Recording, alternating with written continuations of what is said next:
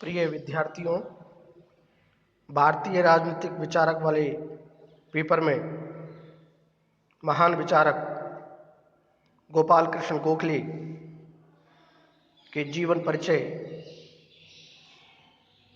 के बाद हम गोखले के राजनीतिक दर्शन पर विचार विमर्श की श्रृंखला में प्रिय विद्यार्थियों, जैसा कि मोतीलाल नेहरू ने गोपाल कृष्ण गोखले के बारे में लिखा, वे देशभक्त से प्रेरित एक महान आत्मा थे और उनकी देशभक्ति महत्वपूर्ण थी। यद्यपि वे मनुष्यों के जन्मजात नेता थे, परंतु उन्होंने मातृभूमि के निम्नतम सेवक होने के अतिरिक्त और किसी बात के लिए कभी भी कोई चाह नहीं की। उन्होंने भारत माता की इतनी भक्ति से सेवा की कि अब यह इतिहास का विषय बन गया है। विद्यार्थियों, मित्रों, इसी प्रकार गोखले जी का राजनीतिक दर्शन यदि हम देखें तो वो ब्रिटिश उदारवाद में विश्वास करते थे और प्रजातंत्र के आधार पर निर्मित साम्राज्यवाद की उन्होंने प्रारंभ से ही आलोचना की है। मित्रों, भारत के तत्कालीन उदारवादियों को ब्रिटिश शासन में प्रमुखतः दो कारणों से उनमें विश्वास था। जो भी उस समय के उदारवादी थे वो इसलिए ब्रिटिश शासन को अच्छा मानते थे, पहला कि एक तो ब्रिटिश शासन की न्यायप्रियता का विचार, यानी कि जो ब्रिटिश शासन है उस शासन की ये विशेषता वो मानते हैं उदारवादी कि वो न्यायपूर्ण ढंग से शासन करते हैं। दूसरा, ब्रिटिश शासन की लोकतांत्रिक संस्थाओं,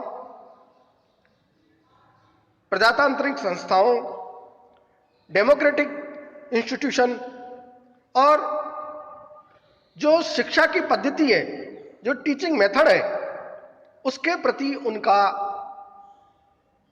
ब्रिटिश शासन का अच्छा विश्वास था और टीचिंग मेथड को वो प्रभावी ढंग से रखते थे। शिक्षण पद्धति के प्रति ब्रिटिश शासन की जो पद्धति थी उसके प्रति हमारे उदारवादियों का आकर्षण था। इन्हीं कारणों से भारत के तत्कालीन उदारवादियों को ब्रिटिश उदारवाद में विश्वास था। मित्रों, उदारवादी चिंतन का यह विश्वास गोपाल कृष्ण गोखले में भी देखने को मिला। और चूंकि आप जानते हैं, समझते हैं, जो ह्यूमन नेचर है, मानव का जो स्वभाव है, वो अच्छाई में विश्वास रखने वाले या अच्छाई में विश्वास होता है, ये ह्यूमन नेचर है। और इसलिए गोखले की भी यही धारणा रही कि जो भी ब्रिटिश शासन में अच्छाई है वो भारत के लिए भी अच्छी होगी और भारत के साथ भी वो न्याय करेगी। मित्रों, पूना कांग्रेस के अधिवेशन में उन्होंने एक बार कहा, गोखले जी ने कहा कि अच्छे अथवा बुरे के लिए हमारा भविष्य और हमारी आकांक्षाएं ब्रिटिश शासन के साथ जुड़ गई है और कांग्रेस उन्मुक्त रूप से यह स्वीकार करती है कि हम जिस प्रगति की आकांक्षा करते हैं वह ब्रिटिश शासन की सीमाओं में ही है।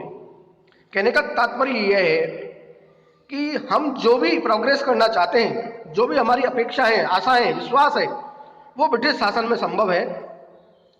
इसलिए ब्रिटिश शासन अच्छा है। और 1902 में एक बजट भाषण में गोखले ने यह विचार व्यक्त किया कि आवश्यकता इस बात की है कि हमें यह महसूस कराया जाना चाहिए कि चाहे हमारी सरकार विदेशी कार्यकर्ताओं की है, लेकिन इसकी भावना राष्ट्रीय है और यह भारतीयों की भलाई के लिए या भारतीयों के भलाई के समक्ष जो भी कोई दूसरी बातें हैं उनको गौण कर देती है और भारतीयों के प्रति किए गए असम्मानजनक व्यवहार को ऐसा समझती है मानो यह व्यवहार अंग्रेजों के साथ किया गया हो। तुच्छ साम्राज्यवाद यह समझता है कि दुनिया केवल एक जाति के लिए है और वह अपने अधीन जातियों को अपनी जाति के पैरों की जूती समझता है, परंतु जो उत्तम श्रेणी के साम्राज्यवाद है वह साम्राज्य में सम्मिलित सभी लोगों को अपनी खुशियों और प्रतिष्ठा में समान रूप से हिस्सा प्रदान करता है।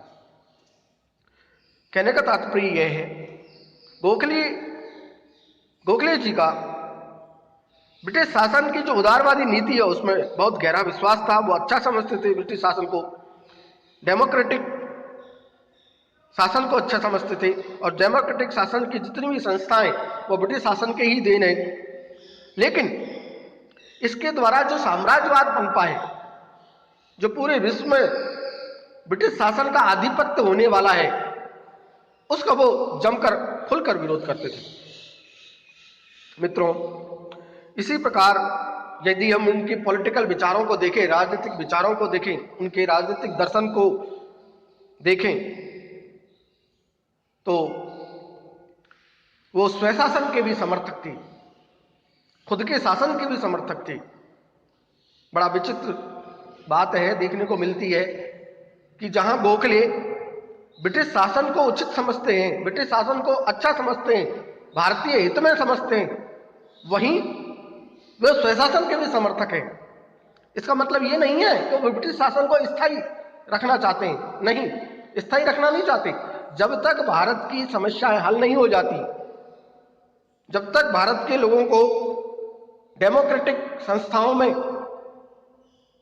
विश्वास नहीं हो जाता, डेमोक्रेटिक संस्थाओं के वो आदी नहीं हो जाते, तब तक ब्रिटिश शासन रहना चाहिए और उसके बाद हमें अपना शासन ब्रिटिश साम्राज्य को सौंप देना चाहिए।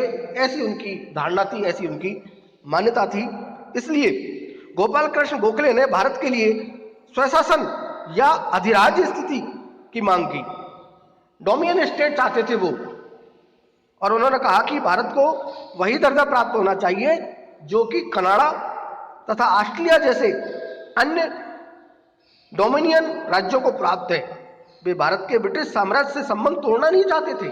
देखो वही बात है, मतलब कहने का तात्पर्य यह है कि वो ब्रिटिश शासन को, ब्रिटिश साम्राज्य को समाप्त करना नहीं चाहते थे, उनके साथ संबंधों को तोड़ना नहीं चाहते थे, बल्कि वो ये चाहते थे, वो ये कहते थे, उनका विचार था कि अधिराज्य की स्थिति केवल ब्रिटिश साम्राज्य के अंदर ही रहकर प्राप्त की जा सकती है। इस संबंध में 1907 में इलाहाबाद में दिया गया उनका भाषण बहुत महत्वपूर्ण है, बहुत ही स्मरणीय है। और वो कहते हैं कि मैं चाहता हूं कि मेरे देशवासियों की स्थिति इस देश में वैसी ही हो जैसे अन्य लोगों की अपने देश में है। मैं बिना किसी जाति अथवा संप्रदाय के भेद के प्रत्येक स्त्री और पुरुष के पूर्ण विकास का समर्थक हूं।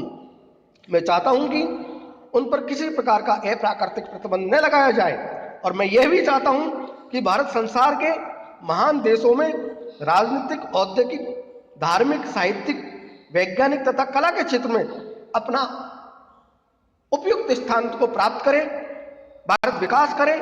मैं यह भी चाहता हूं कि यह समस्त आदर्श ब्रिटिश साम्राज्य के अधीन ही प्राप्त हो। वही बात, यानी कि जब तक भारत औद्योगिक रूप से उन्नति ना कर ले, धार्मिक रूप से उन्नति ना कर ले, साहित्यिक रूप से उन्नत ना हो जाए, वैज्ञानिक रूप से प्रगति ना कर ले, तब तक ब्रिटिश साम्राज्य रहना चाहिए और उसके बाद भारत को खुद को अपना शासन ब्रिटिश साम्राज्य के द्वारा दे देना चाहिए। इस प्रकार की मान्यता, इस प्रकार के विचार गोखले जी की थे।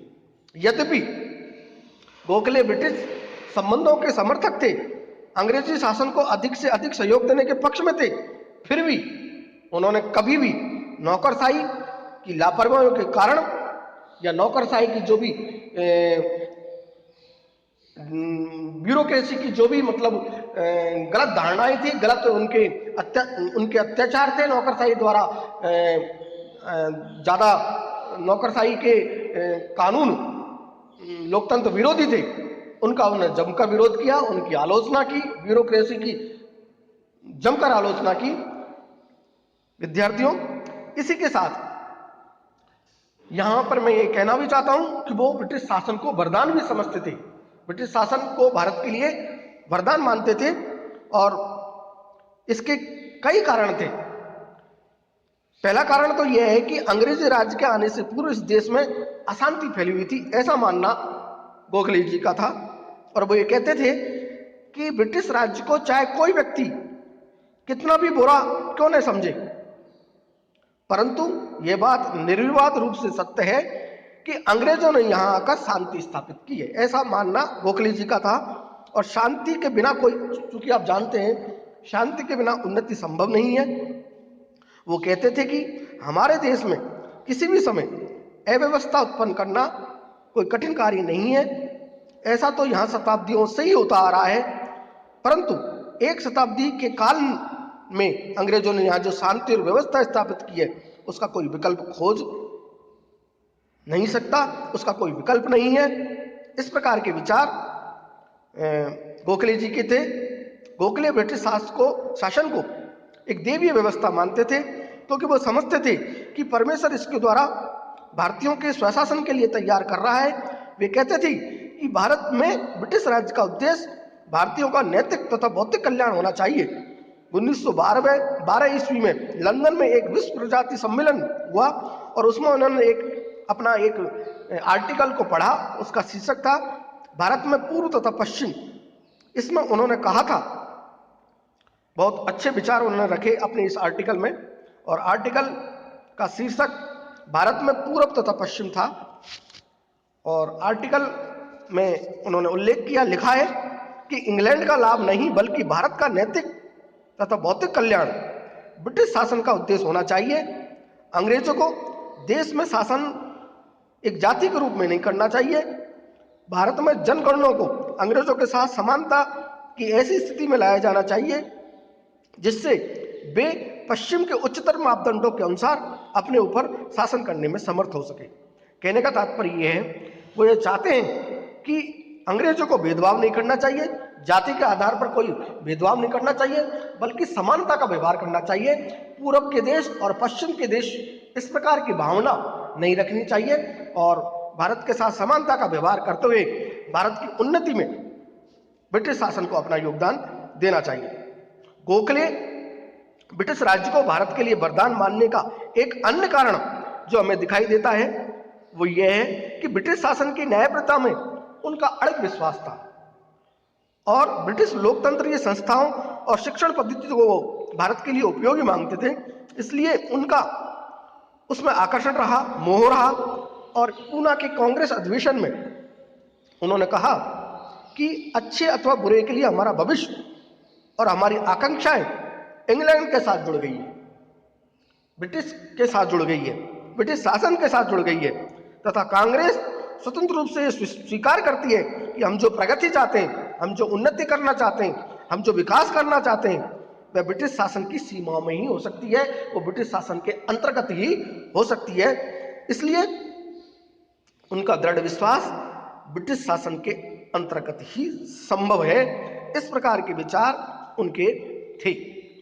मित्रों, इस प्रकार गोखले ब्रिटिश शासन को वरदान मानने के बाद अपने राजनीतिक दर्शन के अंतर्गत संवैधानिक उपायों के बारे में भी विचार विमर्श करते हैं और संवैधानिक उपायों की श्रेष्ठता में उनका दृढ़ विश्वास था। इसके अलावा वो राजनीति का आध्यात्मिकीकरण करना चाहते थे और राजनीतिक दर्शन के अंतर्गत ही उनका पाश्चात्य शिक्षा में दृढ़ विश्वास था। हिंदू मुस्लिम एकता और राष्ट्रीय एकता में, एकीकरण में, इंटीग्रेशन में उनका दृढ़ विश्वास था। उनके वो समर्थक थे और मानव की प्रगति के लिए स्वतंत्र होना बहुत आवश्यक है, समानता का होना जरूरी है, इस प्रकार का भी उनका विश्वास था। इन सभी के बारे में हम बारी बारी से अगली वीडियो में विचार विमर्श करेंगे। तब तक के लिए धन्यवाद। पुनः हम गोखले जी के राजनीतिक दर्शन को लेकर अगली वीडियो में उपस्थित होंगे, तो हम बिंदुवार इस पर चर्चा करेंगे। तब तक के लिए धन्यवाद।